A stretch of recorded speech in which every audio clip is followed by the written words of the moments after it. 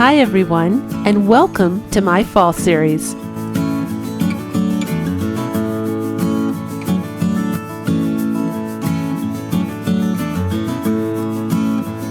And if you haven't yet subscribed to my channel, I'd love it if you click that button.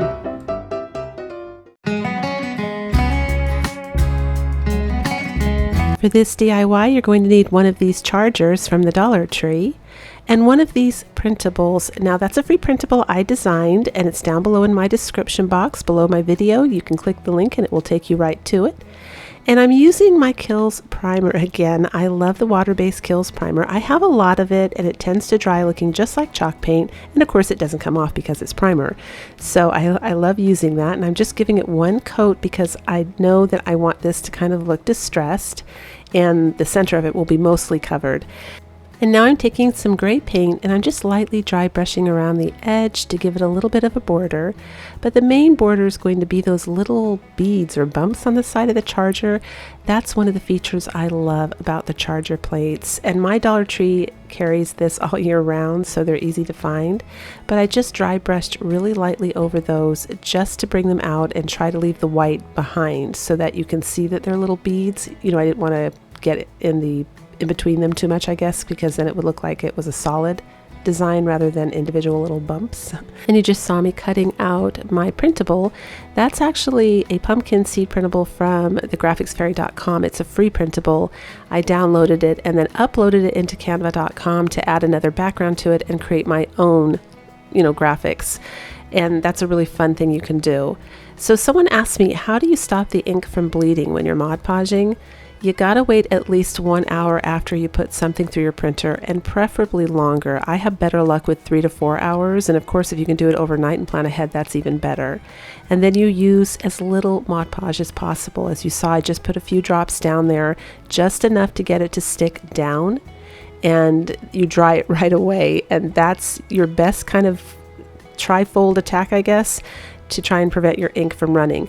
Once everything's dry, most people want to seal it, you use a clear varnish or a clear polyacrylic spray, just something clear that doesn't yellow, and you just mist it lightly with one spray, let that dry, and then do a second one really light, let it dry, and then you can go ahead and get really heavy-handed with the Mod Podge if you want, and you don't have to worry about your ink running because it's already protected and sealed in a thin layer of plastic.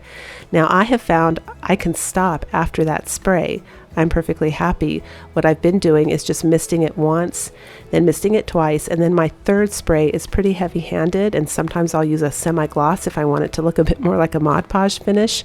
And it's just easier, obviously, because you're spraying, it's really fast. You don't have to wash a brush afterwards or a sponge. And that's another option. It works fine. All of my crafts have always held together, but if you really want that thick plastic look, then I would go to the Mod Podge. So I glued some wood half beads around. I think those are so pretty. It just gave it that look I was going for. I don't know what this look is. I love this look though. I've seen it in other crafts and home decor in stores, and I just love the color combos with the wood beads. I just think it looks so pretty. And I'm making what they call, I think, a messy bow, and it's just scraps of like ribbon or fabric. You literally just cut, chop, chop, chop, any different lengths, long, medium, small, and you can finish the edges. You don't have to finish the edges. Anything goes with these. They're a lot of fun to make for that reason, and they kind of dress your craft up a little bit more without making them over fancy, because sometimes the big bows, even just a simple bow can make it look too fancy. I don't know if you guys know what I'm talking about, if you kind of want to stay in like a rustic look or downplay it a little bit, but it's too plain without a bow. These are great options. You just kind of fan them out, and when you have the ribbon without the wire like I do with the lace ribbon, you can see what I'm doing. I'm just tacking it down with a little small drop of hot glue, and that keeps it in that nice spray formation. And I left the top, I thought it was kind of cute because this is a fall craft. I kind of left the raffia there sprayed up like a pumpkin stem, even though this isn't really a pumpkin, it's a charger plate, but it gives it that feel, that vibe that's so cute for fall. And now I'm just adding some lamb's ear for some greenery, and I'm using the wood glue still, the wood hot glue with this craft, so the glue's a little stronger, although my other glue is good too, but this is definitely stronger because I am planning to put this outside on my front door. And This is something I've done for 20 years. I put hot glue down, some masking tape while it's hot so the masking tape melts and it kind of solders everything together and it holds up against the elements outside, and I love this.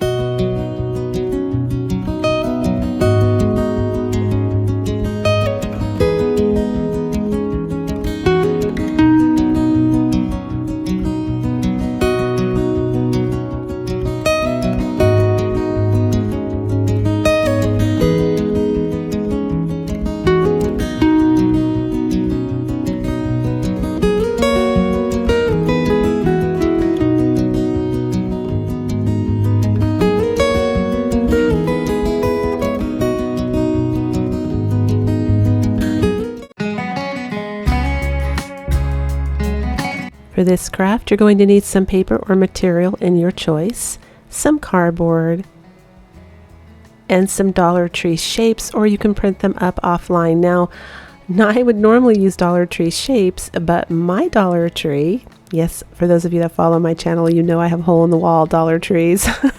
I called and spoke to a very nice girl who told me they're not going to put the fall items out until next week, and they will be done putting it all out by the end of August. So for me, that's a little too late. So I want to show my international viewers how you can dupe the Dollar Tree stuff. You don't need a Dollar Tree, you just need some really good thick quality cardboard. You can see I'm having a hard time cutting that. I had to use scissors and blades, and you can easily print pumpkin shapes off from online and trace it and do exactly what I'm doing. So for the stem here, I had to makeshift a stem, and because I'm using wood glue, this is going to hold together really good. Plus you're going to glue either paper or material on top of it, so you don't have to worry. But until my Dollar Tree puts out all of the fall things, I still wanted to show everybody this really neat DIY to give you guys additional inspiration. Of course, if you have a Dollar Tree that already has the fall stuff out, just go ahead and use the actual pumpkins, or if you really want to make it thrifty, you can use cardboard. Anytime I cover things with either really thick quality craft paper or material, I don't usually waste my wood or my Dollar Tree signs, because I save those for projects where you really do need them. It's going to show and it's impossible to fake it, I guess. Make it and fake it.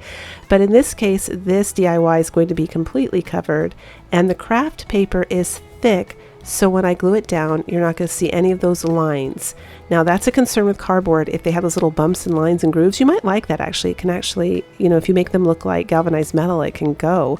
But if you don't want those to show, if you turn to tissue paper or napkins or anything thinner like a print, you will have to get either poster board and cut it and glue it on top so you have a smooth surface, or, like I said, you may not mind the lines. Pumpkin have those little lines. My pumpkins, at least in my pumpkin patches where they grow here, they have a lot of those little grooves and lines, so you might not mind that look.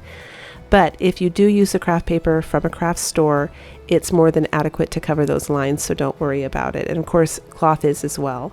So I'm just taking my craft paper. This paper is from Hobby Lobby, and I'm just cutting it out, as you can see, and matching up the little shapes and lines.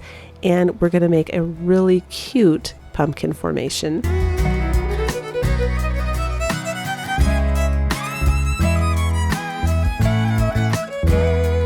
I absolutely love the Dollar Tree glue sticks for these kinds of crafts. You have to apply it very heavy, but you get a package of 4 for $1. So even if you used half a stick for one craft, you're still way ahead of the game. They're just so cheap, and they do work as long as you really use them heavy and thick, and you can't miss any areas. So you can't just kind of rub it on there and then miss sections. You really do need to cover every part of the cardboard and rub it down. But this gives a guaranteed no wrinkle, I guess, well, at least for me. Oh, I hope someone will come on and say, I did this with a napkin and it bubbled up. If you put Mod Podge on top, game's over. But if you do this and you just keep your glue really dry, and so far I've never had anything bubble up for years. So I love glue sticks for that reason. They're a really great way to use to cover, especially for holiday crafts, because I make a lot of crafts, so a lot of these crafts only stay in my home just for this year, and then I'll either give them away or my family takes them. But I make so many that I have to recycle, so I for me, it's a great way also to use your Amazon boxes or cardboard that you have sitting around. And oh, isn't that cute, you guys? Look at that. I just love these little formations. I've seen them from high-end stores, you know, and also just little craft stores where they sell these, and I just think they're so cute, and I don't have one yet, so I wanted to go ahead and make one. And I'm just covering them up, and I'm just garnishing them with bows. So I do that bow, then I decide I don't like that. This pumpkin is a lot heavier and bigger than the other two, so I wanted his bow to be a little bit heavier as well, and then kind of have that trickle down effect where the bows become, you know, less, and then some weight at the bottom with other things besides the ribbons. So I'm also using an old, I'm not sure what that's called. It's for candles. They go in the center, but I found it at the 99-cent store years ago, and all of the little pumpkins are chipping off, you know, that's on there, the little gourds, you can see it. They're a mess. And so it's turning out to be perfect just to pick apart and use as extra embellishment for my crafts. And this is the magic trick here. I'm taking my time and I'm using the twine from Walmart. I love this twine at Walmart. I think I bought it. It was like maybe $4 something, and I'm going on 2 years. I have used so much, and as you can see, I've got so much left. I don't know if this is ever going to run out. It is a great deal. So if you're at Walmart, make sure you pick some of that up because it's much better quality than the Dollar Tree. It's thicker, and I think there's more for your money, a lot more. I'm showing you how I'm taking my time using a thin ribbon of glue and just gluing all the way around the edges. I do 2 rows on the bigger pumpkin because, again, I want him to be a little heavier. And I'm using the Hawaiian skirt from the Dollar Tree for the raffia. That's a leftover leaf right there, a maple leaf. That was metal from a pumpkin that I used last year for a DIY. And I'm just putting little wrapped curly cube wire in there and just basically putting embellishments and decorating it. But nobody's going to know this is cardboard unless they pick it up. If you just have it on a front entry table, a kitchen window, at the bottom of a mantle, thick cardboard is good enough. And as long as the sides are covered, it comes across so expensive and nice. So I'm using an extra piece of lath. You can use a paint stick for this part. I painted it white, and now I'm just taking those little wooden cubicle squares from the Dollar Tree, and I'm going to create a little stand for this guy so he can stand on his own. I'll be putting him at the bottom of my ladder that's next to my mantle in my living room this year, but he just came up so cute. And of course, you don't need a Dollar Tree to make it.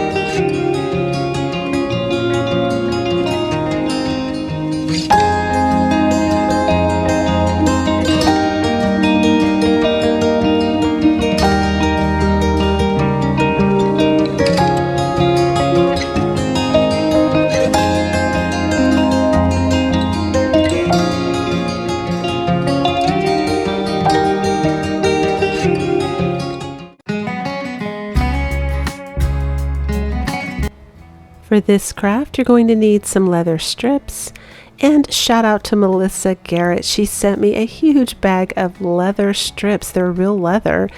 She said, "Do you want some?" I said, "Sure." I thought she was going to send me like 10, and I think she sent me 80. I have so many leather strips. Thank you so much, Melissa. And one of those little Dollar Tree round wooden disc. So I'm using some white acrylic paint, and I'm just giving this a nice, soft, airy kind of dry brush, a little bit more than a dry brush, but not quite fully painted, just so you can see some of the leather colors through it. I didn't want it a solid white. And the texture on the back of the leather strap is a suede, so it gives it a really neat texture. That's actually the one I choose to put on the outside of this craft because I love the texture. It looks so good in real life. It looks velvety, really pretty.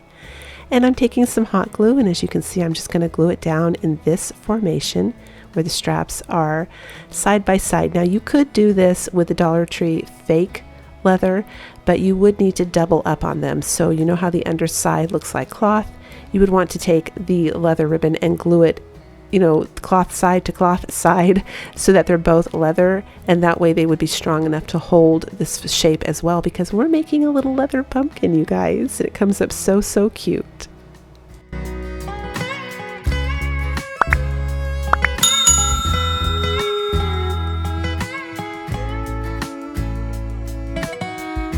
Once you glue them all evenly down like that, you're just going to pull them up and glue them on top of each other evenly as well. So as you can imagine, the underside that I'm pinching right now is a little thicker, and that part doesn't look good. But I'm going to easily cover it because I had planned on putting a big pretty floral bow on top of it. But this is what it should look like when you're all done. And it's so fun making pumpkins out of everything nowadays. Have you guys noticed that that's on trend? Everybody's making it out of everything you can think of. I just think it's such a fun trend. So I'm making a leather one. And as you can see, I tried some raffia because I thought, oh, that would cover it. Then I thought maybe a stem, and no. So I end up settling on this. This is some ticking stripe ribbon and some lace ribbon that a lovely subscriber sent me. She sent me about 3 boxes, and I think another one's on the way. Thank you so much. You know who you are. She won't let me say her name, but I just have so much wonderful stuff to craft with. So I don't know where she got the lace ribbon, but when I take it out, I am pleasantly surprised to discover it's like an elastic stretch ribbon. So it kind of goes boing, when you pull it. So it gives it this really neat textured look. You'll see it when I'm all done. When it lays on top of this pumpkin, it gives a really neat textured look because it kind of springs back and wrinkles and crinkles. It's really cute. And that ends up being more than enough. You'll see me pulling it between the little leather straps there to cover and drape it down and cover the thicker part at the top of the pumpkin that I don't want visible. And you could easily use the Dollar Tree lace ribbon for this. I actually thought she did send me a roll of the Dollar Tree lace ribbon because she has sent me a few of those. And so I was surprised because when I took the plastic off and then took a closer look, I thought, oh, that's different. Super cute. And I'm making a little floral bow out of the ticking stripe ribbon. There's lots of videos on YouTube. If you just put DIY floral bow, it'll show you how to make this. You loop it around and around, and you cut the center, little cuts on either side. Sometimes it's a triangle, but when it's really small ribbon like this, I usually don't bother with the triangle because I'm afraid I'll cut through the ribbon. But when you're pulling the loops out, you pull them in opposite directions, and you kind of twist them as you're doing it to help it spray out like in a flower. And it just helps a little bit, but the cloth ribbon never wants to totally spray out like a flower, so I did have to work with it and tack it down here and there with some hot glue, but this is what we have so far. And then for the top, I just decided to go ahead and use a little wooden half bead. I thought, why not? I did it for my first DIY. It was laying on the side by me, and I thought this would be totally cute. It would be like a little button. But the energy that this little pumpkin had when I was all done was very vintage. It almost reminded me of like a steampunk vintage little pumpkin. I don't know, but it came up so cute.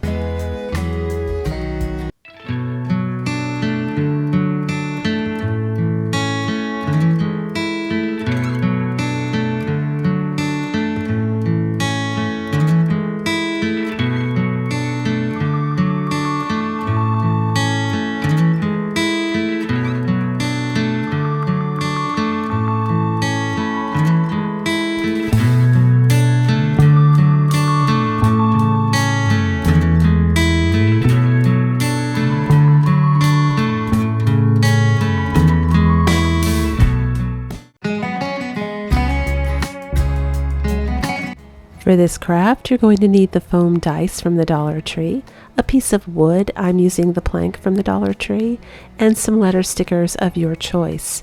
Now I'm using Craft Smart acrylic white paint for this. I love that paint in white. It is so similar in coverage to a chalk paint. In fact, I think it performs the same. I do have to dry these thoroughly, and they dry really quick. It's a nice material to paint on for that reason. It's very porous and it soaks up the paint and dries really quick. And I do have to do a second coat in order to cover it enough that you can't see those little dots through anymore. And then I'm taking the color, it's an orange color called Pumpkin. It's actually called Pumpkin. And I'm just sponging it on nice and light. Now it's a little brighter than I wanted. I would have liked a softer orange, but that was all I had. And I knew by the time I distressed this and dry brushed it, it wasn't really going to be that much of an issue anyway. So now I'm using my favorite color, and I hope they still sell this. I saw it online. I don't know if it's some overstock thing, but it's Country Tan by Apple Barrel. They don't carry it in my Walmart. I have yet to go into an actual craft store and look for it, and hopefully you can buy it online. But I love that color for light distressing. That paint, I think I've had it for like 15 years. It's still going strong because I really only use it for light distressing.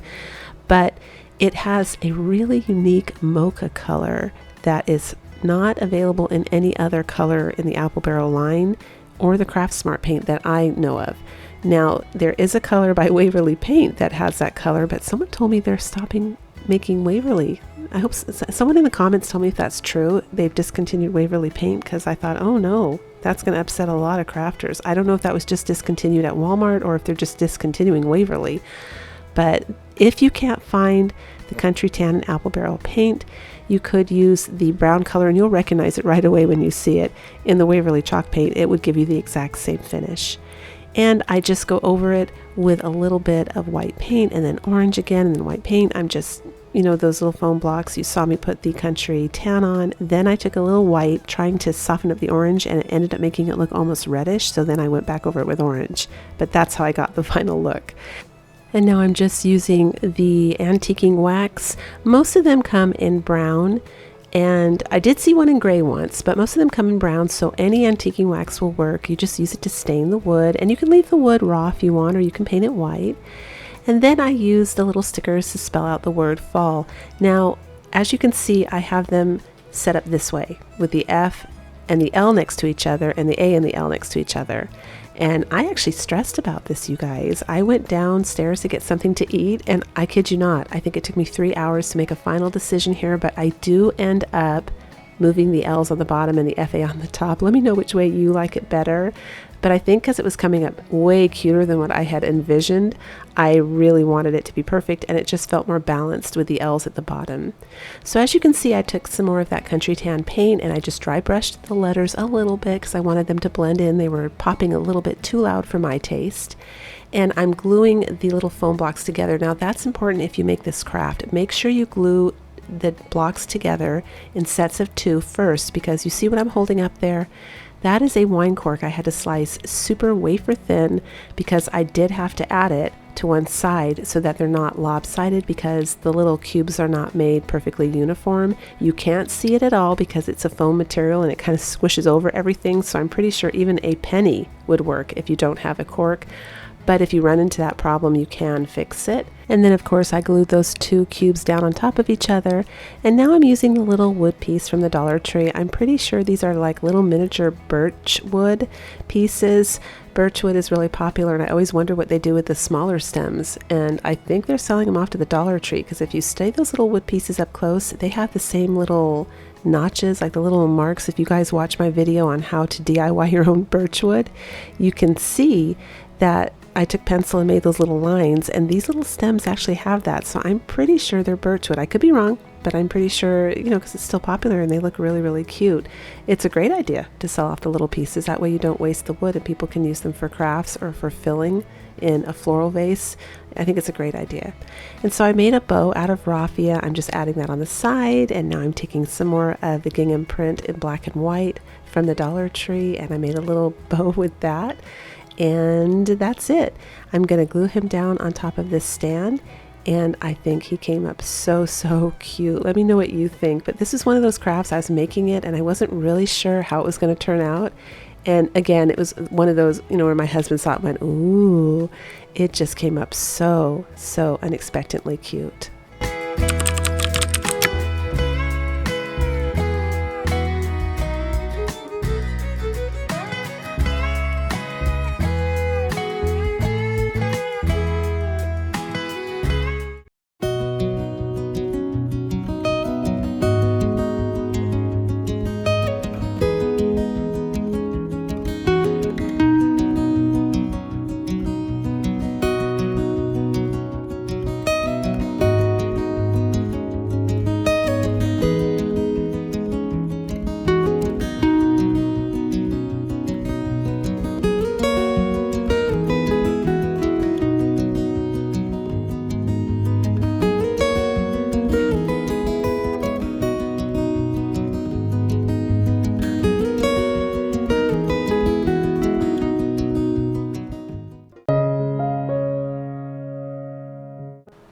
For this DIY, you're going to need a Dollar Tree pumpkin and one of these cookie baking trays. And I'm just going to take the pumpkin and trace out the tray. This is a really easy way to give your cheap little pumpkin from the Dollar Tree a quick facelift. I love working with their baking trays. They give an instant metal look, and I love the bumpy texture. I think that's a cool look. And here I'm wearing gloves. You can see I'm cutting off the stiff edge, and that kind of ensures that you won't get cut. But if you watch what I'm doing, the minute I start going around and that edge is bending towards my hand, I cut it off and let it fall. And that's the safest way that you can cut these trays so that you don't get cut, is by getting the stiff edge off. And then when you cut, bending the piece. If you're right-handed, it would be the piece on the outer right-hand side. You can see it right there. It's starting to bend on the outer right-hand side. If you keep going up, the edges of that risk cutting your skin. So see how I just clipped it away? That's the safe way to cut these. I have never gotten cut yet, and I do wear gloves just to be careful, but it sure is worth taking your time to cut them out because they really do add a higher end to a cheap pumpkin from a dollar store. Now, for those of you that don't live by a Dollar Tree, or don't have good Dollar Trees, or you don't have Dollar Trees that have their fall items out just yet, you can easily substitute cardboard for this. I would just suggest cutting the foil baking pan bigger so you can bend it over the edge of that cardboard, and then covering the back of your little pumpkin with brown paper, felt, just something to make sure you don't get cut on the edges of the foil, because it'll be harder. Just with cardboard, it's harder to get those edges. You know, if you put the twine on the edge of the cardboard, it doesn't quite protect you from the edges of the foil. I don't know why, but I found that it just doesn't work quite as well. So here you saw me use hot glue, and now you see me using my glove to press it down. The metal does conduct heat, so be careful you don't get burned. You are going to need some kind of heating pad or glove to press that down. And here I'm taking scissors, I'm cutting the edges of the foil off so that what I just talked about doesn't happen. I won't get cut. I even use a blade, which I don't bother showing on film, to go really close to the edge, and I wear magnifying glasses that you can get from the Dollar Tree just to make sure I don't miss any edge, because when I pick this up, I don't want to accidentally get cut, and I don't want anyone else to either. So now I'm using the color Country Gray by Apple Barrel, and I'm just going to sponge it all over the front of the foil to hide that it's foil. This method is going to leave behind just enough shine and sparkle to give away that it is a metal piece. You know, for the naked eye, if someone looks at it, they'll register that it's a metal piece, but without it leaving too much shine behind, because I think, you know, the cookie trays are a wonderful trick to have a faux metal piece like you got it from a craft store. And if, by the way, if you do decide to do cardboard, you could glue 3 cardboard pumpkins together and really bend it over the edge to make it look like a super thick metal pumpkin. That would also be super cute. But you do have to cover the shine a little bit. Whatever color you want to use, you don't have to use gray. I like using gray. You don't have to. You could do it a different color because they do have painted metal in the craft stores, but you definitely have to tone that shine down. So now I'm doing the little curvatures, and I left this part in. I'm wiping it. You see that? I just turn my sponge sideways and wipe it away. And I left this on purpose so you can see how easy it is to make corrections. Now that gray paint was already dry, so you do have to spray a little bit of a clear varnish over this craft piece when you're done. You could use hairspray for this particular piece. That would be fine. But I just keep working with it until I get curvatures I'm happy with. You could always do a pattern if you want. I did it freehand, so I did have to make some adjustments, but I wanted to show you how easy it was to make those adjustments. Now I'm making a messy bow, and the ribbon I'm holding right now, the buffalo plaid, and that red striped, ticking stripe one that I was holding before, both of those come from other places. The buffalo check comes from Amazon, and the ticking stripe one came from Etsy. They're all sold out on Etsy. The buffalo check, I believe, is in a link down below in my description box if you're interested in that one. And the rest are Dollar Tree ribbons, and you just cut them all in different pieces, you tie them together, and voila, you have a messy bow. And I absolutely love this look for autumn. I don't know why, but I'm really into the messy bows right now. I think they are so cute looking. And I took the leaf off of this pumpkin, turned it around. I also gave it some dimension with the nutmeg color. And I'm taking that burlap leaf, which is also from the Dollar Tree. I'm going to glue it behind there, and I'm just doing embellishments. But if you're into farmhouse neutral, this is such a perfect craft piece. It looks so cute. And of course, last but not least, a raffia bow. I love raffia at fall time, and I just think this came up so cute.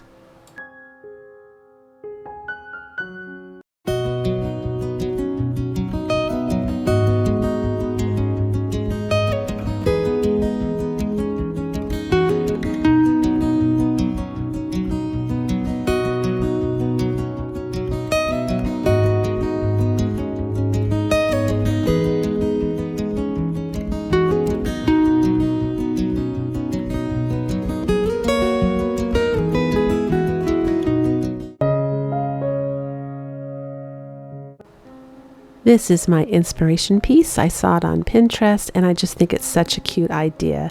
I'm going to make it using shims. You could use paint sticks or whatever you want.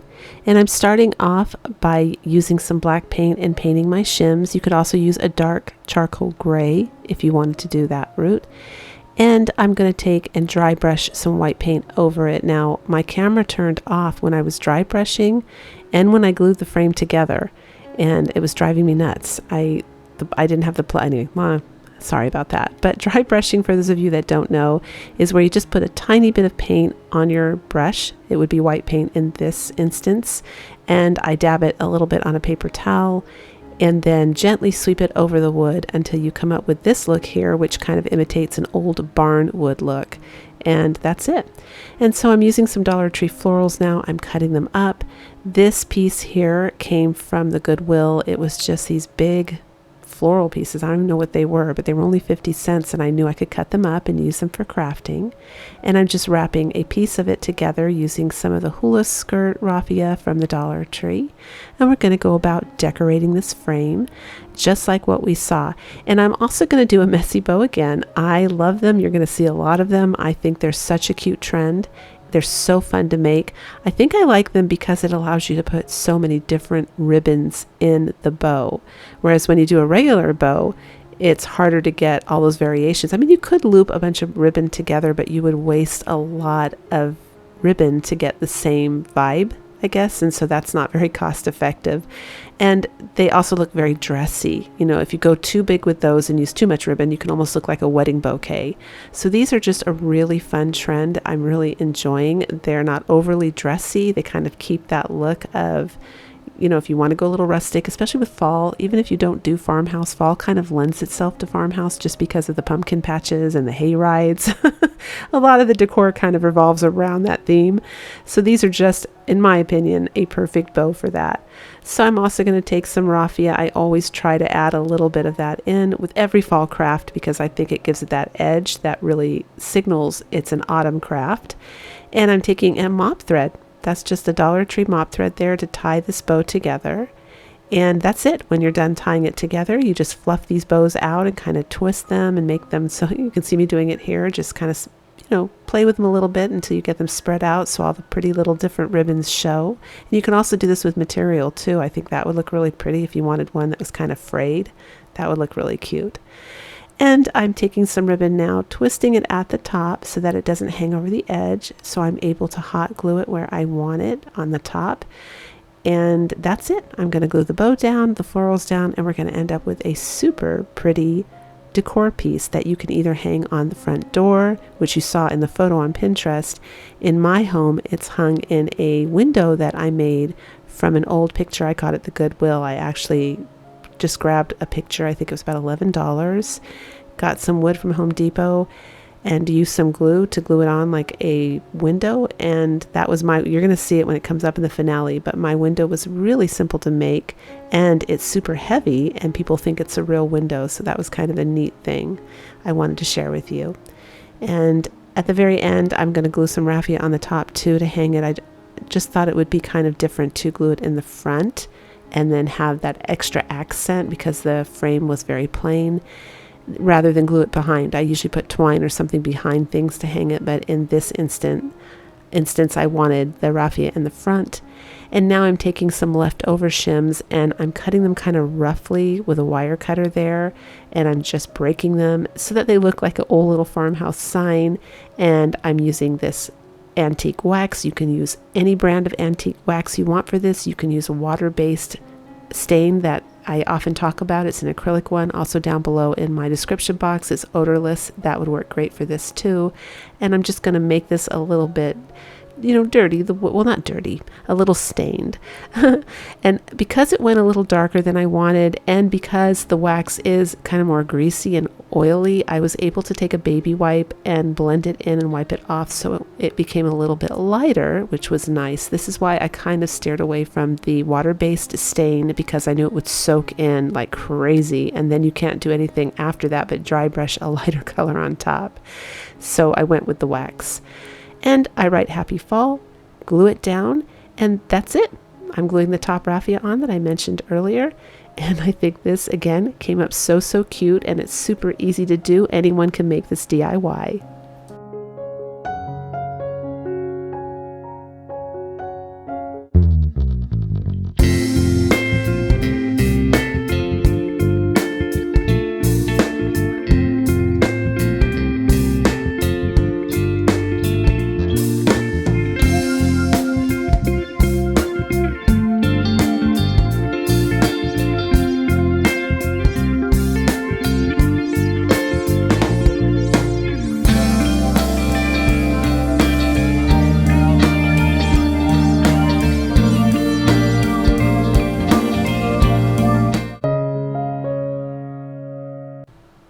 Here's my inspiration piece. It's $6.99 online, and I thought we can make this a lot cheaper.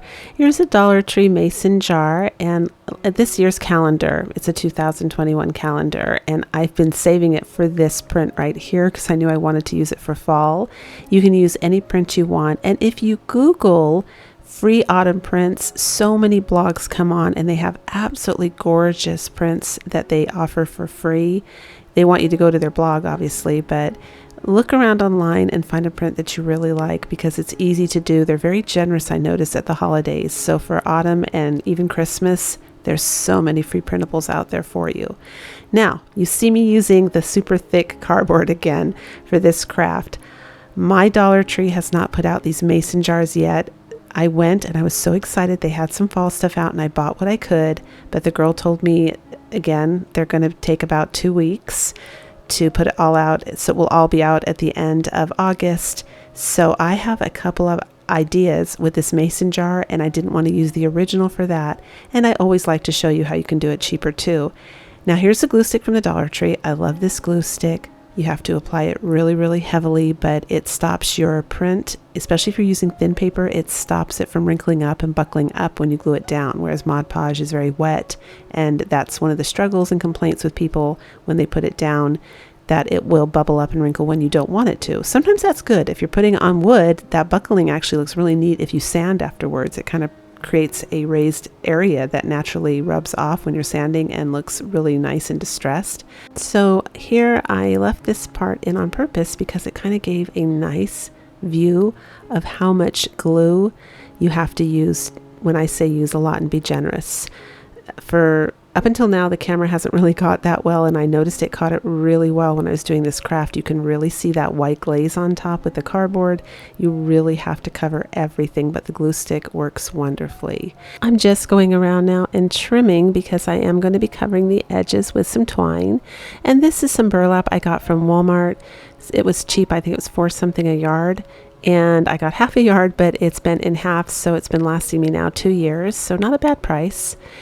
And I'm just going to glue it on the back. I did fray it a little bit on the bottom just so it has that nice frayed look. And I don't know if you're going to see here in a minute there. Can you see the lines from the cardboard? Usually I talk about if you want to get rid of those, use poster board or something on top of your cardboard. But with this particular craft, I wanted those lines to show through because I want this to look kind of like a white metal picture and just give that illusion, I guess. Now I do seal this with clear varnish. You could seal it with hairspray if you're not going to use it again, or if it's not a keepsake craft that you're going to keep a long time. The problem with hairspray, and why I didn't suggest it before, I have suggested it in previous videos, but what I discovered is after about 3 years, my craft underneath the Mod Podge had all yellow veins through it, so I think it was a hairspray that yellowed. And unless you know your hairspray doesn't yellow, or if you know you recycle your crafts a lot and you're just not going to keep them that long, so it's not important, I don't recommend hairspray anymore. I usually just recommend the clear polyacrylic or the clear varnish in matte. Just mist it, and that way you don't have to worry about that.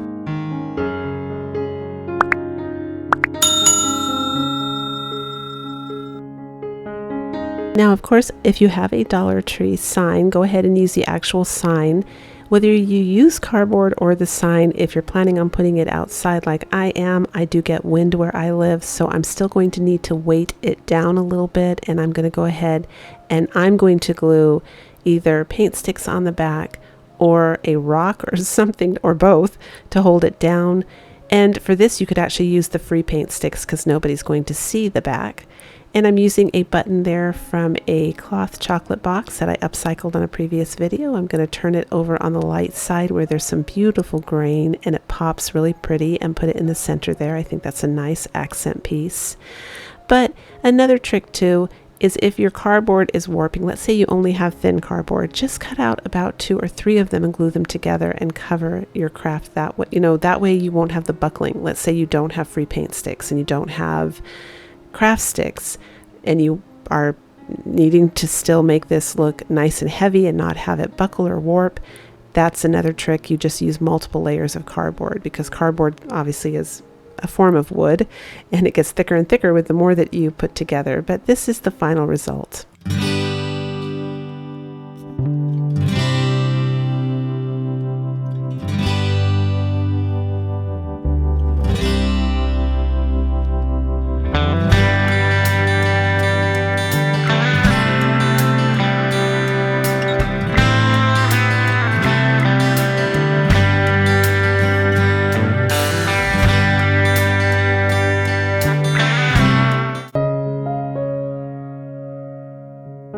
For this craft, you're going to need a Dollar Tree vase. You can also use a jar, like a mayonnaise jar or a mason jar, and you're going to need some fall leaves and some Mod Podge. Now, this is going on all over online Pinterest. If you just Google fall jars, these come up in abundance. So if you want to take a look and see what I'm trying to accomplish here, I chose this old floral piece here that I've shown before. And I'm using the leaves from it because they've got those nice mellow brown ones, which I'm after, and then some bright ones here and there. And I'm taking and removing the middle plastic piece, I guess the branch there. Really simple to do, it just came right off. And of course I'm using the hairdryer trick to remove the sticker here. Now, you're always wiser in hindsight when you do these crafts. So here's this is my first time doing this kind of craft, and this is the tips that I want to share with you if you try to recreate this, because it came up absolutely gorgeous. Use leaves that are very pliable and bendable and easy, that take shape. So a better choice would have been cloth or a napkin, a fall napkin with leaves, or you can find these silk leaves that aren't so stiff. I didn't think about it when I was cutting them. Mine are very, very thick and stiff. They're high quality. So that made it very, very difficult to get them to stay flat. In the end, you'll see I actually put a blow dryer up, and I have to glue them down while I'm drying and kind of tap with my finger, and it all works out fine, but it was very difficult. Another idea too is you could find some fall leaves and print them up on tissue paper and apply it that way, the tissue paper.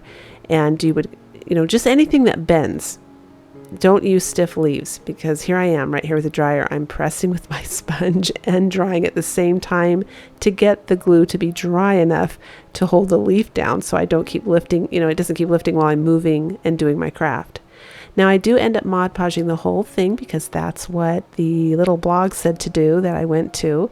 And this is the next morning, and I don't like that. Maybe it would have dried more if I had left it, because it's possible, since those were thicker lines, that is still mildly wet under there. Sometimes Mod Podge can take a few days to dry, but I just didn't like it. So I missed the crystal clear look of the vase. Now another thing you can do too is you can, you can do what I'm doing, but I'm showing you how easy it is to remove this. I've talked about Mod Podge being a layer of plastic, and this is really going to show you exactly how and why it really is a layer of plastic. I don't think people realize it's truly a layer of plastic. And it just comes right off. I take that Dollar Tree, that's a Dollar Tree blade right there. I stuck it in another holder, but that's from the Dollar Tree. It's their little craft knife. And I just go around and cut all around the leaves on this entire vase. It doesn't take long. It's actually kind of fascinating. I was enjoying it. And I peel all that excess off. Then I take a baby wipe and kind of wipe anything that's left over. And I end up, for me, with a much prettier result. I could have taken it outside and sprayed a clear varnish on it because that also gives it kind of that frosted glass look. But I just wanted to stop here. I wanted my glass to be really crystal clear. I guess I only wanted the leaves and the surrounding area of the leaves to have that kind of foggy, dreamy look. I didn't want the rest of the vase to do that. Maybe if it had been a jar, I would have, because jars, they're kind of a little more rustic, the mason jars. But for the vase, I wanted it to be just see-through glass. So totally personal preference. You guys can do it however you like. And I'm using some raffia here, keeping it simple. I just want a little bit of raffia tied on the top, and that's it. This is a really stunning craft when it's done, especially in the evening. I encourage you guys to try it. Just remember to use leaves that are easier, think we're going around the bends and the corners, and they're easier to lay down on a curvature. And I'm using some fairy lights, and that's it. It came up beautiful.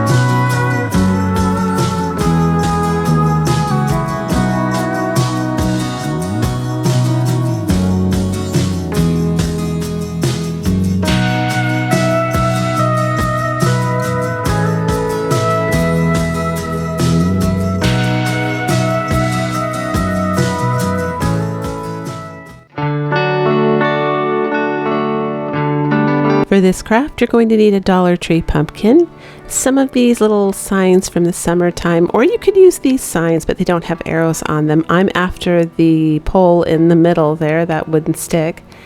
And I'm just removing the staples on the back of the other little arrow signs. I'm going to rip the signs off of that stick because I want this stick for something else.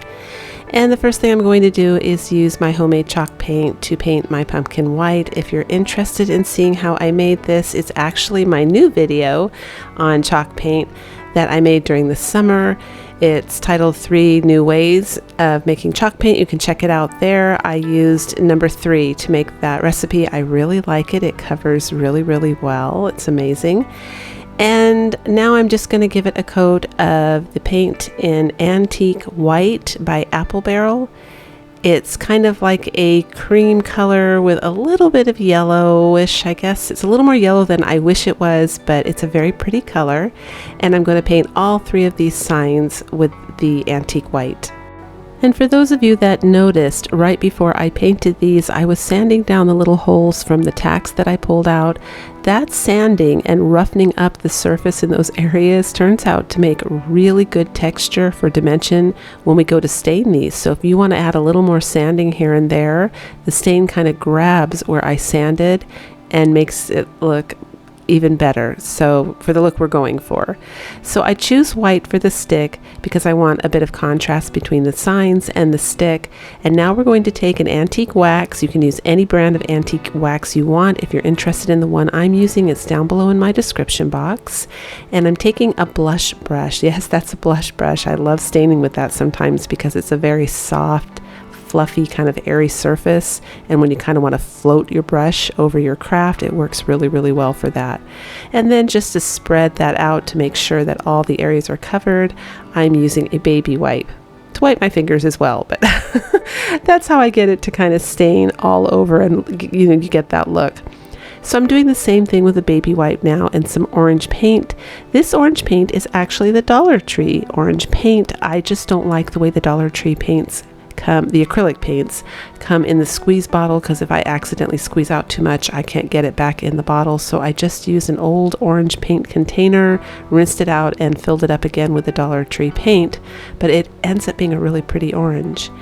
And to make my little designs on my pumpkin, this time I use a bigger Dollar Tree pumpkin to trace that and use it like a template. And now I'm taking a little bit of the burnt umber from apple barrel paint. I just took a baby wipe again. I smeared it over the orange. Now the orange was dry. I dried it with a blow dryer first. And I'm edging the pumpkin now, just giving it a little bit of a border. And I'm taking my sponge I'm showing you here. I'm just going to use the edge of that sponge to make those lines stand out that I drew with pencil ahead of time right there. And we're just going about the process of distressing and aging this pumpkin and making it look like those wooden pumpkins you see on Pinterest when you look up rustic wooden pumpkins. They always kind of have this look here where the orange is kind of smeared. That's the way you get it.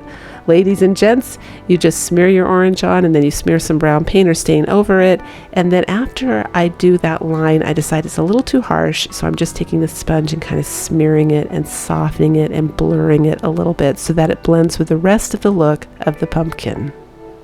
And now I'm using some of the Dollar Tree twine. I just wrapped it around my fingers to make a simple bow. This is a very rustic piece, so I'm making it just very simple. Less is more with this one for sure. And I turned it sideways to hide the hole on the top. That was a little trick I did. So if you guys don't feel like using a wood filler and filling that little hole at the top of the pumpkin, just make a bow and turn it sideways. And then I'm going to go ahead and write 3 phrases on each of these arrow sticks. We're going to the pumpkin patch day, you guys. So there's hot cider, there's pumpkins, and there's hay rides. And I purposely use a brush to paint it, because if you use a paint pen, you're going to get a really clean, crisp look. If you want that, that's fine. Do what makes you happy. But I wanted it to look really homemade, like a farm, like somebody's kid on a farm made the sign for them when they were having their little, I live by pumpkin patches, and the signs usually are hand painted like this, kind of roughly with a brush. So that's the look I was going for. You can do it either way. And now I'm using dunnage blocks. These are free pieces of wood you can get from Home Depot. They throw them away. Some managers are nice about it. They give it to you. Some don't. But they are great for crafts. I'm using it for a stand, and they have a natural rustic look to them. They are the pieces of wood that the straps go around to bring in the big, huge plywood that Home Depot brings in. So they throw those away usually, and like you can see, they're great for crafting. So I just reinforce it with some extra hot glue, glue the pumpkin on the front, and this is what we end up with.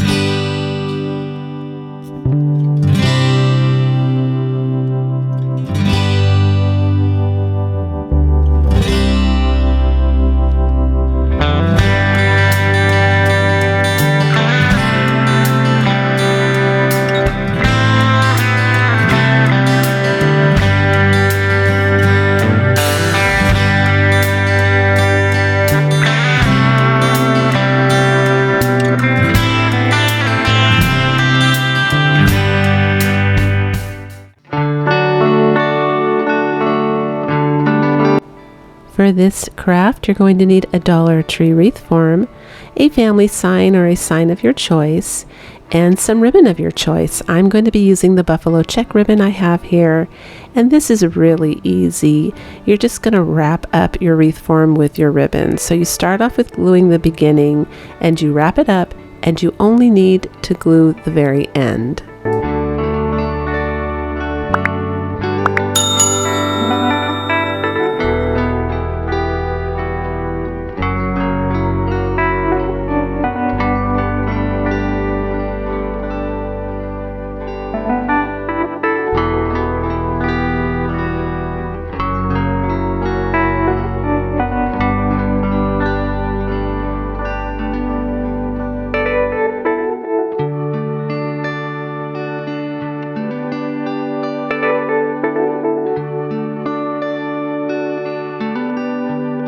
And I always get a lot of questions about that pink spatula. That is a makeup spatula, and you can find it in the makeup section at Dollar Tree. You can find it at Walmart, and you can find it also on Amazon. I have a link down below in my description box. Most of my supplies, if not all of the ones I use in videos, I try to put down in my description box. And if you're wondering how to find the description box on a computer, you click See More, and a drop-down menu will appear, and you'll see all this information, products that channels use, links to the ones they're using, so you can find it if you want the same product. And if you're on a phone or a tablet, like a cell phone or tablet, there's going to be a little gray arrow in the upper right hand corner. Just tap that and the same thing will happen. A drop down menu will appear, and that's how you find your description box. I also get a lot of questions about that as well. So I'm just taking Dollar Tree florals and decorating this wreath right now. I had some real acorns from last year that I glued, and I used that craft just for last year, so I went ahead and took the acorn little piece off to use for this craft, used some of the Dollar Tree hula skirt for the raffia, and made like a rough kind of messy bow, I guess, with that. And that's what we have with the wreath so far. And I'm starting with painting the family sign white. So make sure you allow enough time for these two. There's a lot of nooks and crannies on these signs. I love them, but they do take time to paint, and it's easy to miss spots. So when that's all dry, I take a black painter pen, and I'm just doing little stitching around the edges. And this is for the sole purpose of making it stand out more so people can see what the word is. I also think it's just cute to mention, and it goes with the buffalo check ribbon nicely. I hot glue it on the front of this piece. I also hot glue some twine on the back so we can hang this, but this turns out to be a really pretty festive seasonal decor piece, and it's perfect for Thanksgiving and autumn.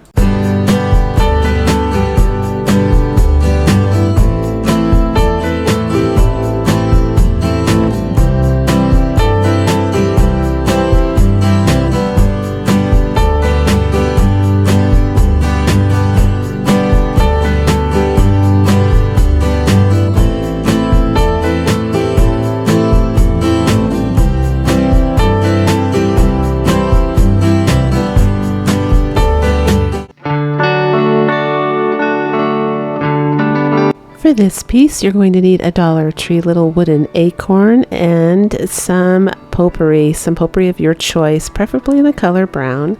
Now, I got lucky here. I picked this piece on purpose because it had that natural wood grain going through the center, and I thought, oh my gosh, that would be so pretty to work with, because I love wood. I love wood grain. That's why I hate covering the wood pieces from the Dollar Tree if they're all wood with just paper or things like that. I usually switch to cardboard, because the whole purpose, at least for me, to get the wood is to get that pretty wood look. So I try to preserve it whenever I can. So I'm using the color in Country Tan from Apple Barrel, and the other color is Territorial Beige in Apple Barrel paint. And I'm showing you how I'm just swirling it next to that grain. I didn't touch the grain to create additional grain and dimension. So if you can't find a piece with that grain look, you can also just do it with different colors of brown paint. And now I'm taking the potpourri, I put it in a plastic bag, and I took it and put it on the floor to hammer it, because I'm on a tile there. It's a porcelain tile, so I will absolutely crush my tile if I try to hammer on there. But it turns out the potpourri is kind of soft, so it doesn't really break it up that much anyway. It just kind of makes it more bendable and pliable, which is good. I mean, it makes it easier to glue on. But I want to do a shout out for another YouTuber, because I saw this last year from Justin Ray, and I will put his description or his link down in the description box. I thought it was such a cute idea. I'm doing it a little bit different, but I just thought that was such a cute idea for the top of an acorn. It just has that perfect kind of bumpy rough look. And this is a Dollar Tree potpourri, which usually when I use it, the fragrance goes away in a couple weeks. So I'm actually just storing it in another room with all my other craft supplies for fall, because I haven't decorated my house quite yet. And I'm going to go ahead and use some cinnamon essential oil to put on this, because I prefer that kind of smell, but it's a great way to get like a hidden air freshener in your home. And of course, the essential oils are a lot healthier to breathe in. In fact, if you Google essential oils, providing that you get good quality ones, they have a lot of health benefits if you choose wisely. So this can be a very multi-purpose craft. You can hang it in your house, and I guess when you breathe in certain oils, the fragrance gets into your bloodstream, into your cells. It can improve your, boost your immune system, and improve your mood, all kinds of things. Really interesting. So that's a nice little tip. And now I'm just taking some wire cutters. I'm trimming around the edge just so this takes the shape of the acorn. And I don't know why my camera went blurry here. I didn't put anything close to it. It just decided to go a little blurry, but it's no big deal because I'm just taking burnt umber from apple barrel paint and giving it a border.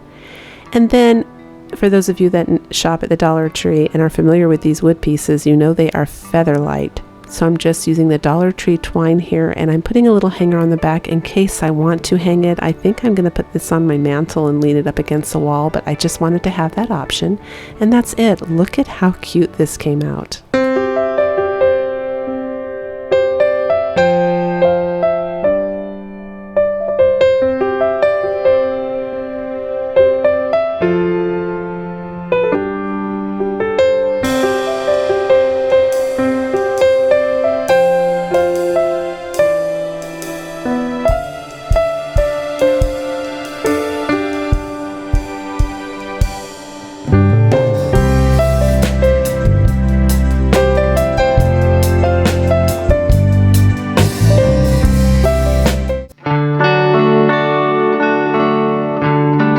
For this craft, you're going to need one of these Dollar Tree plastic trays and one of the Dollar Tree metal signs. They come in different choices, so if you can't find that one, look for another one.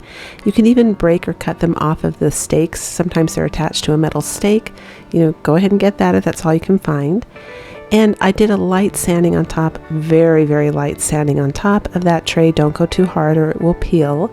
Just to rough it up a little bit, and then I spray painted it with the paint and primer I showed you, and it's outside right now drying. So while it's drying, I decide to try and sand off the glitter on this little wagon. This is probably the cutest thing I've ever found at the Dollar Tree, but when I was sanding, it was just removing the paint and really not the glitter. So I decided to go ahead and paint with the glitter and just kind of upgrade the colors to a more modern look, what's trending right now, because I thought the colors were kind of strange. We don't have blue or burgundy pumpkins. So, and it turns out the glitter was a blessing in disguise because it gives it like a speckled texture look. You'll see at the very end in the final reveal, it adds to the look in a really nice way. So don't hesitate to paint over the glitter. And as a side note, be careful not to soak your signs and then rinse your glitter down the faucet, toilet, or down in the gutter, because that does go to our oceans. And there was an article 2 years ago that the glitter is killing our sea life. It's floating around the oceans. It's obviously difficult for them to breathe with millions of plastic particles. So do what you can. That's all you can do, but try and throw it in your trash can in a plastic bag so that it can stay in the landfills. So now I'm just taking some of the burnt umber and I'm just painting the little lines where they were before, and I'm using more of the antique wax. I'm just going to stain it up and give it shadows and dimension and make it look like the piece was originally, but just different colors. And that's what we have so far. And I'm using a red paint. I believe this paint is a multi-purpose paint by Craft Smart. So it's made to go on all different surfaces, and I got Fire Truck Red. And then I take a white paint pen and go over the letters just to cover up any areas where I kind of went over with the red paint a little bit, and just to make them pop a little bit more, because I did go over the edge, so some of the letters were looking deformed because they had red paint over them, and the white paint pen works perfect for this. So the colors I used for the pumpkins was a paint called Joanne Craft Essentials in Leaf Green for the green pumpkin. The other one is the apple barrel paint in the antique parchment. And lastly, I just take some black acrylic paint and paint the wheels. You don't have to have a multi-purpose paint either. You can always seal it with a clear varnish. I missed it at the very end when the whole craft piece is together. I missed the whole thing outside with a clear varnish, and that's fine. So I'm just using whatever I could find around my craft room to make some straight lines there because my ruler was too long to fit in that little oval shape. But we're just making some faux shiplap. And now I'm using some of this water-based acrylic stain. I love this stuff. It's just, I kind of float between the antique wax and this because they definitely have different purposes. This has an amazing glide factor when you're working with a shiny surface. It glides really, really easy, probably because it's a water-based, stain.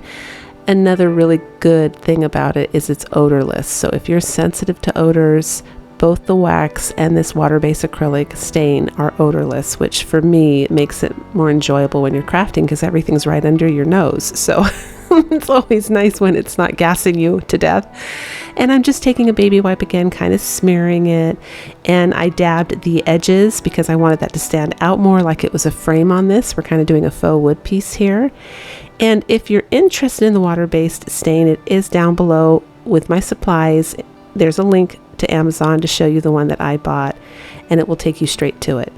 So for this piece, I did need some stronger adhesive. So I'm using the Fix All by Super Glue. However, this, I didn't feel confident with it. So even though I use a Fix All, I do go back and use some super glue too, and I didn't show it on camera. So I use super glue for a permanent hold and hot glue just for that instant hold so that it can dry, and I do lay a heavy book on top of it overnight to let it dry.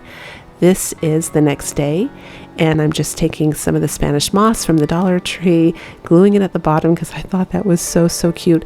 This piece was one of those pieces I wasn't sure how it was going to turn out, and it ends up being one of my favorite in this video. This is going to be in the middle of my mantle. This is kind of like my statement piece this year because in real life it's 3D. You can tell it's metal. It just looks so high-end and cute. I absolutely love the way this craft came out. So now I'm taking just a regular old pencil and scribbling out those ship lines that kind of disappeared, the shiplap lines. That's all you need to do. It doesn't need to be anything fancy, and that's it. This is what we end up with.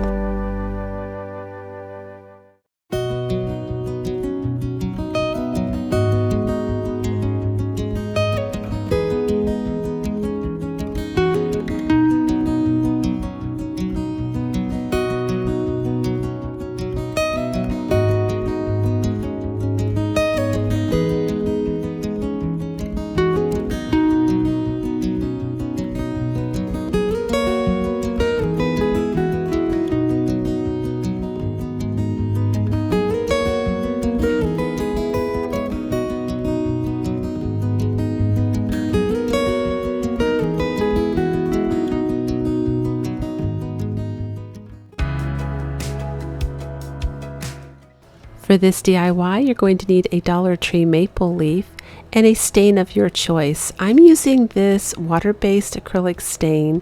It's down below in my description box. There's a link that will take you to it on the Amazon store. I like this very much because it has no odor. I'm in a small room crafting and try my best to try and avoid noxious fumes. I hope I used the right word, noxious fumes, but this has no odor, so for me it's really appealing. And I did add a little bit of water because it does tend to soak in really fast and hard and often too dark when it's raw wood like this, and I kind of wanted to control how dark it was going to be. And on this craft, I do stain the front and the back.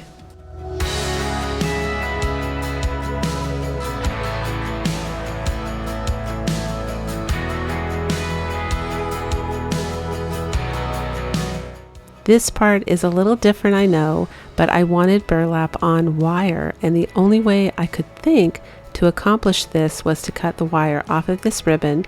I'm going to set that ribbon aside and use it for another craft, but this gave me that spindly little, like, you can see what I'm doing there, I'm kind of bunching it up. It's kind of like a messy bow, but it's all wires. I just wanted it to kind of resemble more like a woodsy look or branches because this is a maple leaf, so I didn't want it, the craft to be completely droopy. So that was how I went about doing that. And for this one, I'm going to use the actual ribbon. So I cut the wire off and I'm going to cut this ribbon in half. And this one, I do want it to flow gently down the maple leaf.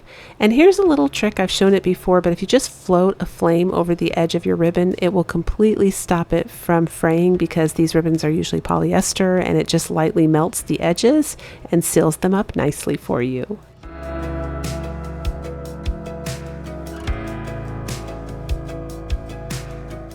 So I knew the stem of the maple leaf was very narrow, and it was going to be a bit of a challenge to put a lot of flowing ribbon hanging off of it on such a small stem without it bulging over the side. And I didn't want a big bow at the top because that would cover the maple leaf shape. So I tied this really narrow at the top for now, and I set it aside. And then I took some of the Dollar Tree hula skirt, and I did the same thing. I just took about, what are those, like 8 strips maybe of the hula skirt, and I'm tying it into a thin knot at the top.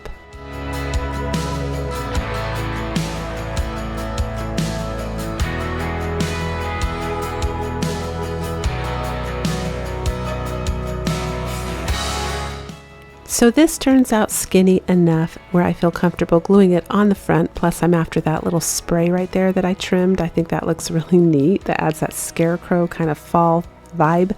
And I'm taking some actual raffia here and tying it around the stem to give the stem a little bit more of a subtle bulk.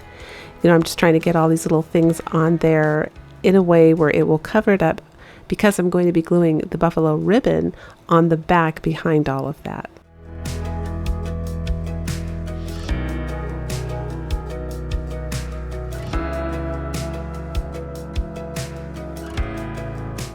Using the Dollar Tree lace ribbon, I'm just wrapping it around the width of my hand, because we're going to make a nice little bow here and spray it out. And this is just your simple bow where you tie it in the middle with some of the Dollar Tree twine.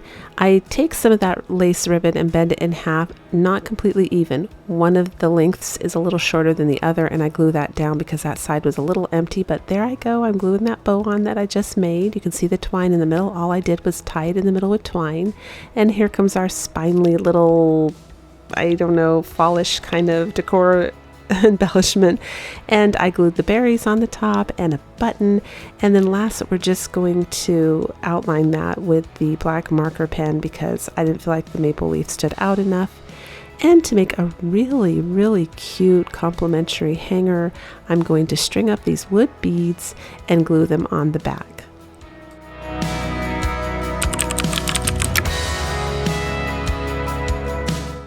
And a lot of you may know this trick already. I just put a little hot glue on the end of that twine there because it was fraying and getting more difficult to thread. Wait till it cools down, that it's comfortable enough to touch. Spin it with your fingers, and then you have a nice stiff end to go ahead and finish threading it through the wooden beads. So you do have to glue it on the edge of the fall leaf there, or it will kind of squish together, but I think this came up gorgeous.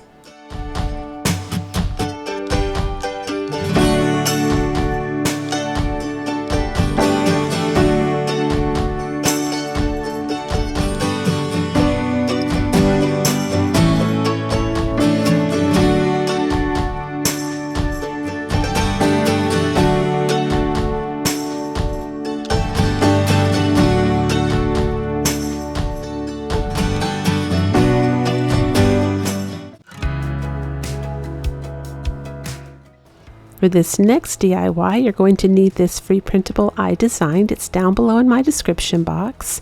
And again, I printed it up on tissue paper. All I did was just tape tissue paper onto computer paper and ran it through. And you're going to need some paint sticks. And shout out to Christina for sending me the paint sticks. Thank you so much. And I'm just going to bunch all of these paint sticks together.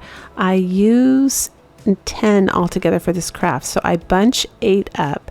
And then I take one, cut it, and then the other one and cut it. And I'm going to glue it on either end so that it's like a pallet sign.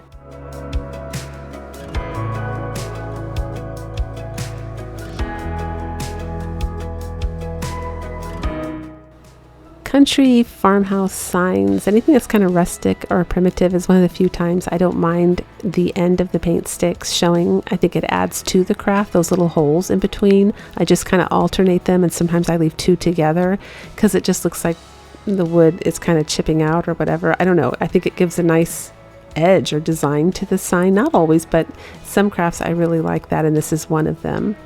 So I'm just cutting this out kind of in a, like, I'm not doing a square. I'm just, you can see what I'm doing here. I'm just kind of cutting around the shape of the printout. And it's because the tissue paper, you can hardly see it unless you walk up close. So it doesn't have to be a perfect square or torn edges. It's just, I love this method. I don't know why, I just do. And we're just taking good old fashioned Mod Podge, and we're going to Mod Podge this puppy down. So you can see how the paint already filled in the lines in between the paint sticks, and I just decide to roll with it and keep it that way once I glue the paper on as well.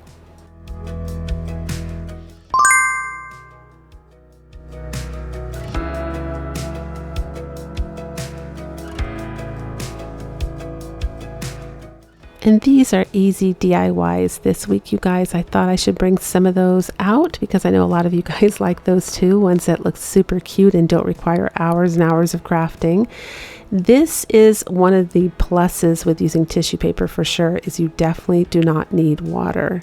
There is enough moisture in that Mod Podge that you can just stick it down, and you can lift it back up if you're really gentle, just like you saw me do there, and reposition it and rub out with a dry finger all of the wrinkles. And paper's much different. Paper wants to crinkle up, it wants to wrinkle and buckle. You have to put a little water on it. It's a completely different game when you're using tissue paper, and I really appreciate that aspect of it for sure. So you saw me give it a quick little dry there, and I'm just taking a craft knife and cutting any of the paper out of those holes because that doesn't look quite natural enough. I don't like it. Super easy to do. You can see me doing it right there. It just slices right off.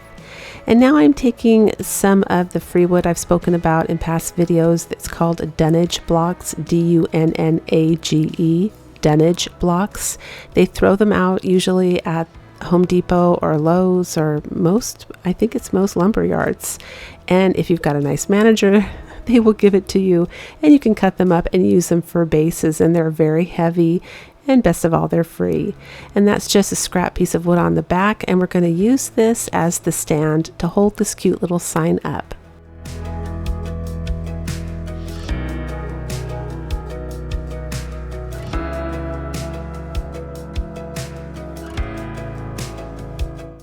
And then I thought it would be fun to add a little Spanish moss at the bottom to make it have a farm feel, because that's definitely autumn, even if you don't do Farmhouse. I've spoken about that in videos too, with all the pumpkin patches and hay rides, and you do end up doing the farm thing. So I put a little Spanish moss down, and if you wanted to make this a Halloween craft, you could easily put the little Dollar Tree pumpkins at the bottom and make them little jack-o'-lanterns and hang some cobwebs off the top. You could actually make this sign either or. It's a very versatile sign because there are real inns in the United States called Sleepy Hollow Inn, which I thought was so cute. So it's definitely a versatile craft. I decided to do a non-spooky theme and just stick with the cute little craft farmhouse type things. So I'm just making a simple bow out of the black and white buffalo check ribbon there. I wrapped it in twine, and we're shaping it a little bit there, and that's it. I wanted to keep mine really simple. Now, I didn't know if I should add pumpkins on the bottom or not, and I would love to hear back from you guys.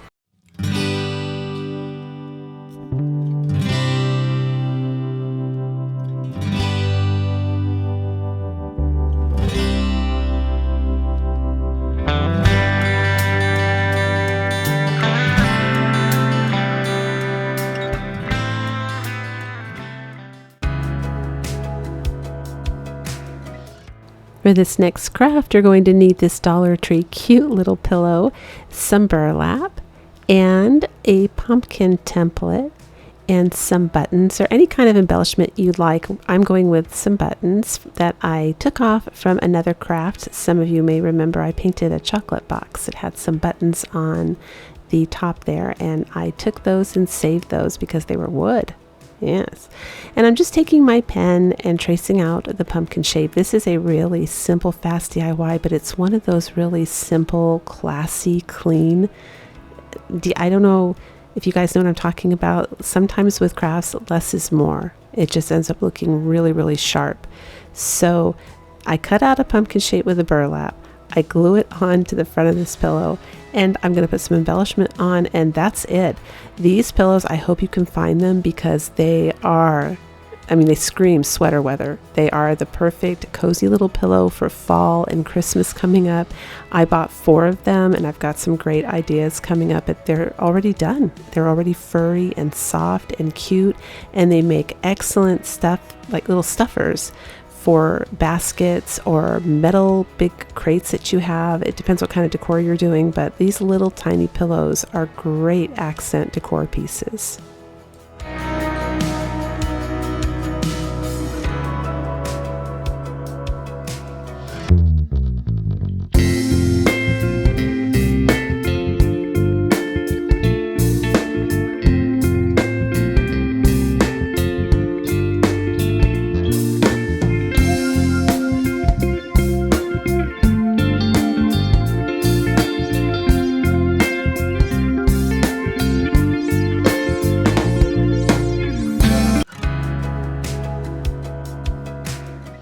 For this next craft, you're going to need this size foam pumpkin from the Dollar Tree and a smaller foam pumpkin from the Dollar Tree. And I had an old rollaway bed I finally threw away, and my husband cut some of these up for me because those little springs are very on trend. You can get them on eBay, I think for like $1 or $2. They're super cheap. Or you can use one of these candle stands from the Dollar Tree. There's several options there. You would have to kind of look around, see what base you want, but you can do this craft with any base of your choice. And I start off by pulling those flowers off, and I just want to tone this pumpkin down. He's a little too bright for the look I'm going to be going for. I'm going for a really soft, it's kind of neutral, but it's got the hint of orange and just the hint of green in these pumpkins. So I start off with the antique parchment from Apple Barrel, and I dry it, and it's still a little too orangey. You can't see it on camera, but it's still too dark for what I was going for. So I'm letting it finish drying over there in the upper left hand corner, and now I'm going to start working on my bigger pumpkin. We're just removing the cloth here, and underneath comes these little foam pumpkins. They're so versatile and fun. And I just give him a quick coat of white, and now I'm taking we're upping our ante a little bit. We're using chalk paint now, homemade chalk paint, so that I get better coverage, and I'm giving him one more coat. And then I'm going to use a green paint on this one. You can use whatever green paint you want. This is a color from Joann's Fabric. I believe it's called leaf green. I just think it looks really, pretty and perfect for this season. But you can find this color in Apple Barrel. I've seen it. And you can also find it in the Waverly chalk paint. And of course, you can always home make it too. You can take a green and just add white until you get this color.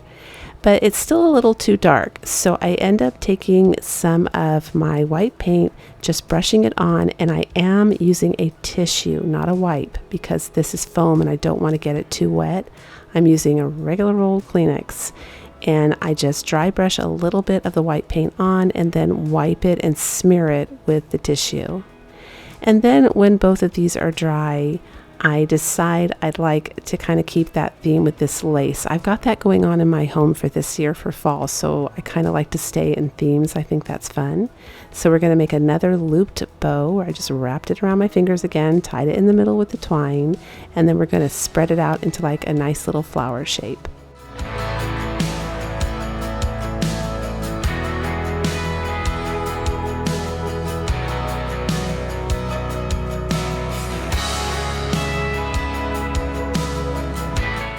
So I'm going to go ahead and glue this on the top of my pumpkin, and this actually kind of reminds me of that little leather pumpkin that I made in my first fall video. Maybe it was my second fall video, and I said it reminded me of a steampunk pumpkin when I was done.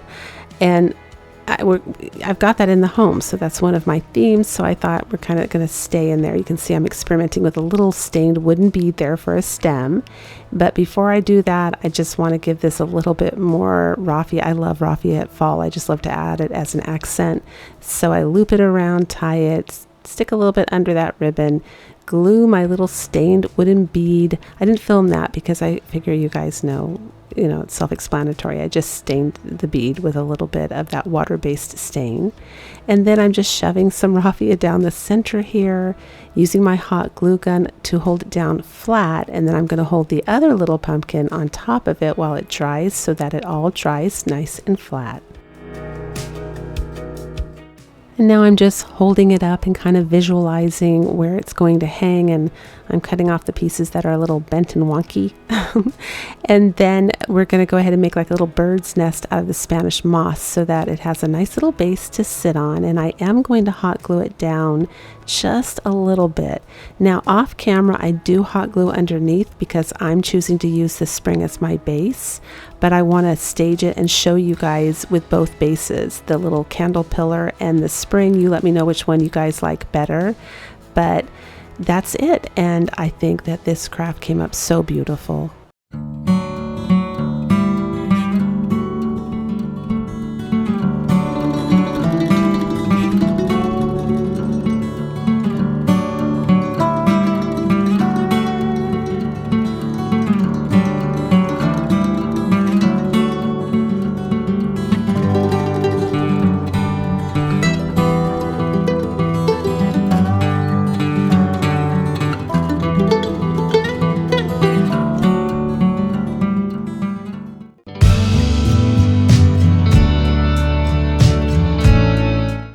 For this DIY, I'm using some of these Dollar Tree pumpkins and a pretty napkin, and I'm also going to use some paper I got from Hobby Lobby. It's an old vintage newspaper. I just thought the color was perfect and the look for the genre I'm going for. And it's very easy to get a pattern for these pumpkins because they are 3D, so you just rub anything hard along your paper and you can get an imprint on it and cut. And on the napkin, I just use a pencil. That was good enough for that one, and that gives me the pattern. Now what I did for this video, I actually did a lot of research, is I chose common looks that cross over between cottagecore and French country and combined them to create DIYs that can be used for either look. So it's kind of two videos in one. There are common denominators between the two. Basically, they're like, the French country is like a French cottage that's out in the countryside. That's often a working farm. And the cottagecore is like an English cottage that is out in the countryside. That is often a working farm. So it wasn't that hard to actually combine these two because they're both romanticized versions of that. So here's my little handy dandy mini sander. I love this thing. When this dried, I just went along the edges and sanded. See how that kind of goes in the curves? It's actually like a spongy material that you hold. Like the yellow part is soft and bendable. It's not hard, and it's really, really good for sanding around hard to get in edges. And now I'm just taking a little bit of the Dollar Tree ribbon. I did want to add a little pop of orange and warmth to this because this is a fall DIY. And I wanted the ribbons to go outwards along the edge of the pumpkin, and no matter how I tied them, I couldn't get it to quite stick, and I didn't want to glue the ribbon down on the outer edge of the pumpkin because sometimes you see the hot glue through the ribbon. So I chose to cut that orange gingham print there ribbon in half and then glue it so that it did what I wanted it to do, and then just glue the rest of the little ribbon pieces in between. And I decided, of course, it needs more lace, so I'm just adding in some little pieces of lace ribbon here and there. I love these for that reason. You can definitely tuck in and add to or take away, and it's no big deal. And of course the raffia bow on top to finish it off. And look at that. Those are so perfect for either one of these looks with French country or cottagecore. That is just perfect. And now we have the dunnage block. There they are. I've spoken about these many times in previous videos. You can find them at Lowe's, Home Depot, most lumber yards. The little groove in there is where they strap big, huge plywood sheets that they bring in, and they just use this wood to lower it down onto the pallet. They're like pallets basically, and then they throw them away.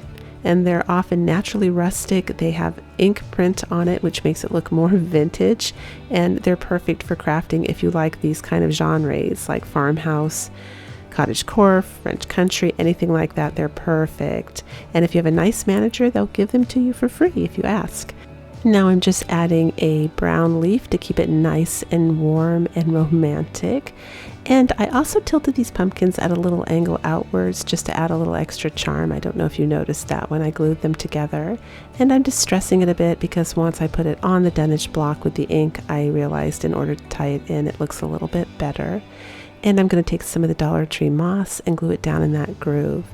Now when I show these at the end, I did all through this video, I collected photos from the English countryside and the French countryside in the fall to make it extra special for you guys so you can enjoy the whole feeling of the romantic farmhouse. But here it is, and I think it's so pretty.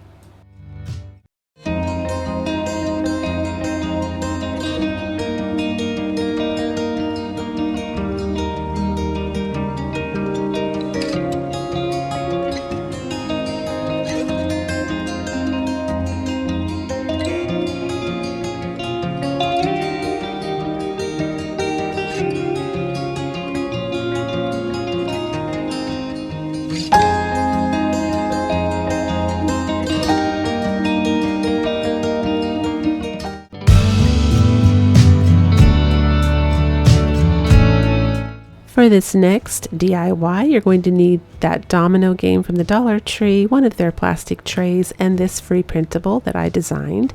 It'll be down below in my description box. You can use any printable you want, but if you want that one, it will be down below in my description box.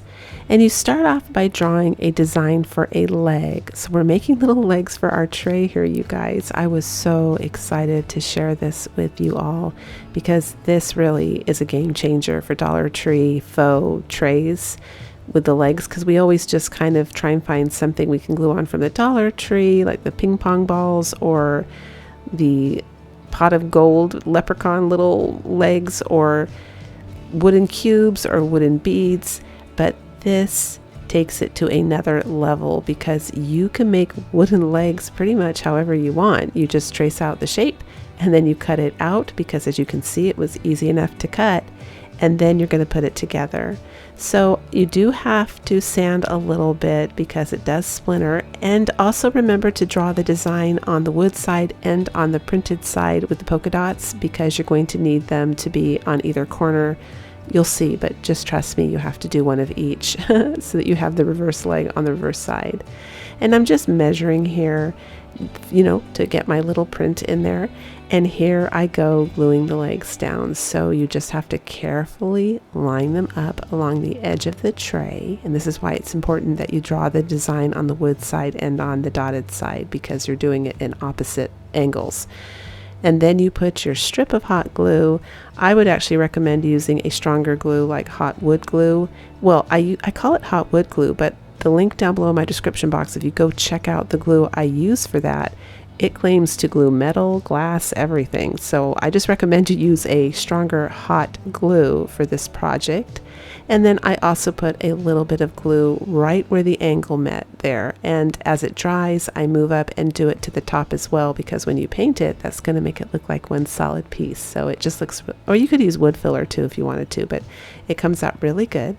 And I want this tray to be warmer because it is an autumn tray. So I chose to use the color Territorial Beige from Apple Barrel Paint to distress it just a little bit. I'm not trying to make it look like wood, more like painted wood, maybe, or just distressed a little bit, maybe chipped a little bit, the paint chipping off. But if I just get a distressed look, that's fine too. And I took a little Mod Podge. I'm going to now glue down my print with the Mod Podge.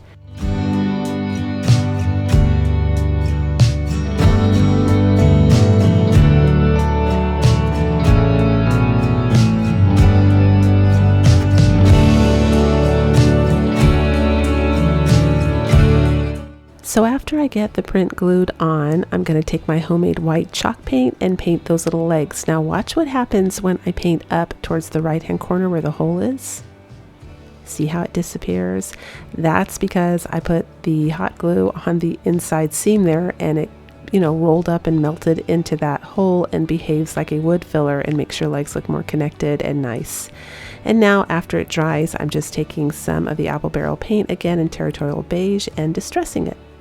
To me, this part's important. I always take the darker color and make sure I put it in the seams, because with an old tray, those are the parts that would get dirty and kind of collect dust over time, and it just makes it look, to me, it adds a little more realism, in my opinion. So that's what I'm doing here. I'm just adding the darker color around the edges, and that's it. And I love this.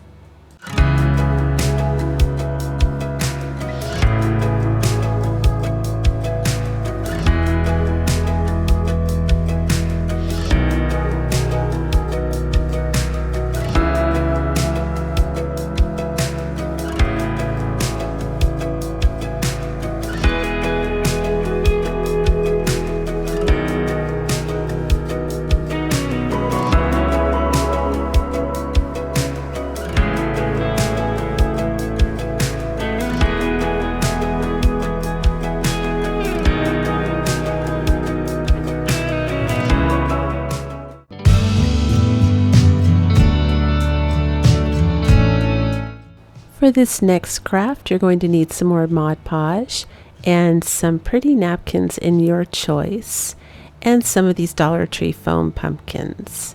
And I'm going to take this little foam pumpkin and start tearing it apart. It comes apart really easy.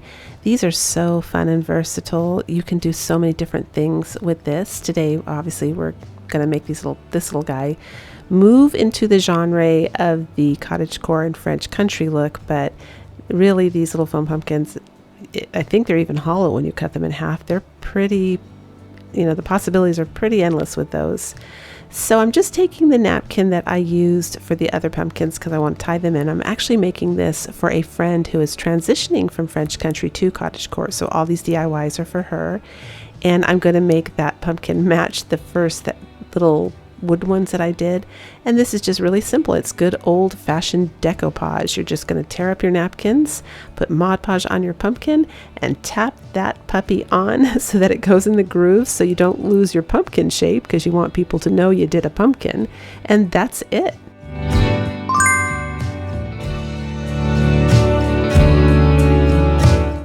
You can find me and follow me on both Instagram and Pinterest.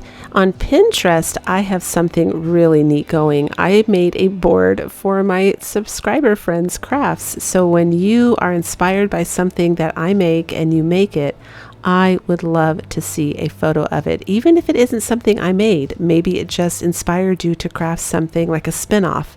I still would love to see it. I love to see what you guys do. And I thought Pinterest was a perfect place because that's where so many people go for inspiration. And it's just a great way for the rest of the world to appreciate what you've done as well. So I had a lot of questions on how to go about doing this. You upload your photo as a pin on Pinterest, and then you can send it to me in a private message over on Pinterest. There's a little symbol to the left-hand side if you're on a computer that looks like a pin, like literally a bulletin board pin, and a plus sign, and you click that, and that will allow you to share your pin with me, and then I can share it to my board. Now, I used to upload them myself, but I was getting some complaints that it was getting confusing, which were my crafts and which were other people's crafts, so now I don't do that anymore. I have to upload it as a separate pin to keep it, I guess, less confusing for everybody. If you want people to know who did it, make sure you write your name under there as the title. If you're a private person, you can just write a description of what you did, and you don't have to write anything at all. That's fine too, but I truly appreciate all of you talented people out there. Thank you so much to those of you that have shared your crafts with me. It's been a joy to see. So as you can see, I ended up having to skewer this little guy and not have my fingers touch him so much so that I wasn't accidentally removing the napkins while I was trying to apply it. And I use a piece of foam from some packaging I got from something I ordered, and that is a great trick for anything you need, to have minimal contact with, like Easter eggs, wooden beads. You'll see it later on in this video. I use it again, but the foam block, save those, you guys, for staking and letting things dry up in the air. It works really great. And so I choose to use a cinnamon stick for the stem, just to add a little scent for my friend. I thought that would be cute. It'll be like a really pretty smelling little pumpkin. And you just push it down in the center of the foam. I get a lot of questions about those clippers on the right hand side too. That was from a girls gardening set from Walmart about 10 years ago that my kids got me, but I'm pretty sure it's a tool you can find in any gardening center. So that's all that is, and it cuts wood really well because it's meant to prune roses, so I've had good luck with it. And of course we're going to keep the lace theme going. I'm just making a little lace bow. I'm going to hot glue that on. I'm going to be adding some greenery and some raffia, and that's it. We're going to end up with a super duper cute little French country / cottage core pumpkin.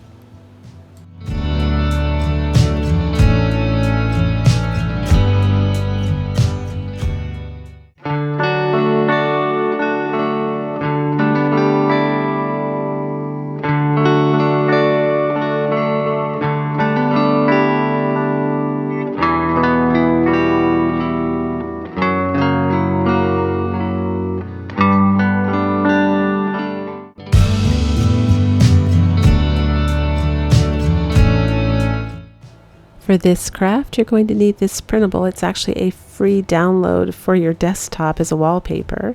Some wooden beads, I'm using the Dollar Tree beads, and this dry erase board from the Dollar Tree, and some wax. Now, I actually recommend in hindsight that you use a water-based stain or just brown paint to do the faux wood. I'm using the wax, so that's why I put it there to let you know what I used. But we'll wait till we get to that part, but it probably wasn't the best choice. So I'm using a blush brush. That's another one of my favorite methods to spread this wax on and try and make this board look like faux wood. It doesn't have to be perfect because it's going to be covered, with the photo a little bit. So I'm more concerned about the edges, and I'm just tapping it here and lightly kind of brushing it as the wax is drying to try and get some different dimensions and texture to make it look more like it's wood. So this ends up being one of my favorite crafts, but here's what happens. I didn't rough up the surface of the whiteboard, and I didn't put any Mod Podge on it. I didn't take any steps, primer, nothing, to make it more for adhesion. So the wax kept wanting to rub off. I don't know if I'd left it overnight for hours, if it would eventually cured. It seems to now when I touch it, it doesn't change. But when I go to use my favorite method for not wrinkling, the glue stick right there, the Dollar Tree glue stick, the wax and the glue stick don't mix. And I think it's because the glue stick is kind of waxy and the wax is waxy, and they just weren't bonding. So you can see how easy I'm lifting it up. I actually left that in to show you how easy, it's not sticking. So I'm just trimming the edge there, and off camera I do end up lifting it up. I do half a side at a time, one side then the other side. I do end up putting Mod Podge underneath it and drying it just to get that image to stick down. But word of warning, you guys, rough up your surface a little bit. Use a paint or a water-based acrylic stain. If you're going to do wax, wait overnight to let it really cure and dry before you attempt to stick your image on. So here's an oldie but goodie. We take the Dollar Tree beads, put them on a skewer, and paint them. I was in the mood to do this, and my favorite method for doing this is the sponge brush because it's got that tapered end, and it allows you to kind of spin the beads and put the tapered end in between them, and that way you hit everything. And the beads do require 2 coats. So this is my first coat with my homemade chalk paint. If you're interested in this video, it's a new recipe. I love it. It's 1 coat for the most part. These beads are super bright, but it's super silky and smooth. And for those of you that were having trouble finding the ingredient for my original chalk paint video, this is a wonderful alternative, and I will leave the link down below in my description box for that video. So there's the foam again, and again, it's a great place to dry things. And I do end up taking, I want to make these a bit warmer. So I use the apple barrel paint in the antique parchment, and I just do 1 coat of that, and that's perfect. All the colors completely covered, and you could see they came off really easy. They didn't stick to the skewer stick, so everything worked out beautifully. And now I'm just taking and hot gluing them around this image. And this is what we have so far. Now, because I wasn't sure if my friend wanted the extra ribbon and embellishment on this, because maybe I think she might prefer to hang it as a breadboard eventually when fall's over. And that's another thing. Some of these DIYs, like the tray and the lady, are definitely all year round DIYs. They're not just for fall. So I wanted to give her that option. So I just made a little loop around with the Dollar Tree lace ribbon there, and I'm making it a bow and just kind of, fanning it out, but I tied it on using some Dollar Tree twine, and the greenery on the side there, I'm just going to use that and tuck it down underneath the twine so that, again, it can be removed. But this is one of my favorite DIYs today. I think this came up absolutely gorgeous. It's perfect for both cottagecore and French country because both of those looks celebrate the romanticized version of living out in the country or a romanticized farmhouse. And lastly, I take my black marker and I'm going around the edge just to distress it a little bit, and that's it. I absolutely love the way this came out.